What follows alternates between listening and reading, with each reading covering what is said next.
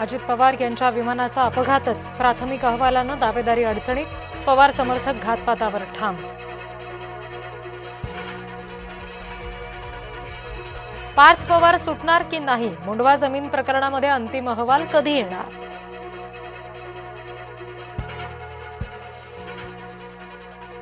Asaram बापूच्या Ahmedabad आश्रमावर bulldozer फिरणार, गुजरात उच्च न्यायालयाचे आदेश, आश्रमाची जमीन राष्ट्रकुल स्पर्धांसाठी वापरणार.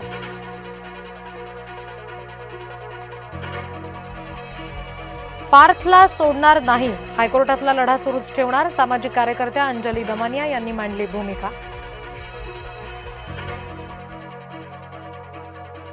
विमानात काय घडलं हे 9 फेब्रुवारीला सांगणार, आमदार रोहित पवार यांचं वक्तव्य.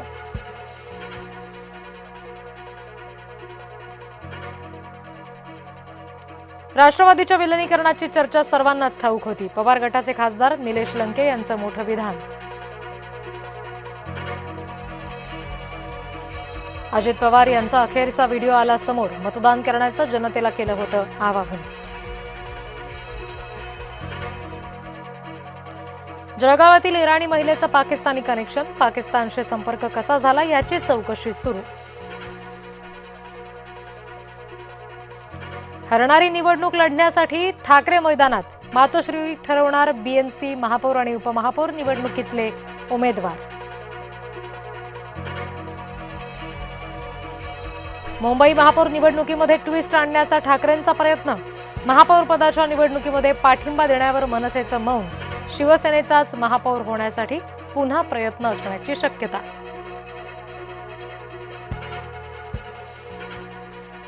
तटकरे आता शरद पवार यांना सल्ले देऊ लागलेत, संजय राऊत यांचा पवारांच्या वादावर टोमणा.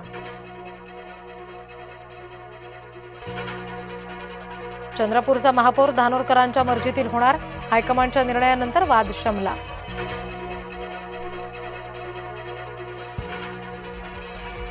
झेडपी प्रचाराचा आज अखेरचा दिवस, प्रचारासाठी आता उरले अवघे काही दिवस.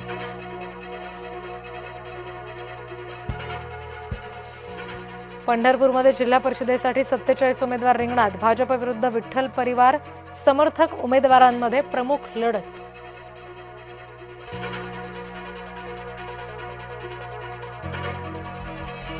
तिसऱ्या जागतिक अर्थव्यवस्थेकडे भारताची वाटचाल, युरोपसोबत भारताचा व्यापार करार ऐतिहासिक, मोदींचं विधान, विकसित देशांचा भारतासोबत करार अभिमानास्पद.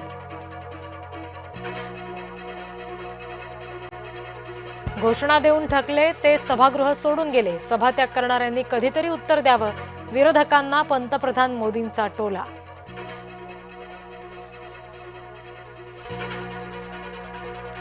सोनं चांदी खरेदी करणाऱ्यांसाठी दिलासादायक बातमी, सोन्याच्या भावात 5,000ची घसरण, चांदी 20,000नी झाली स्वस्त.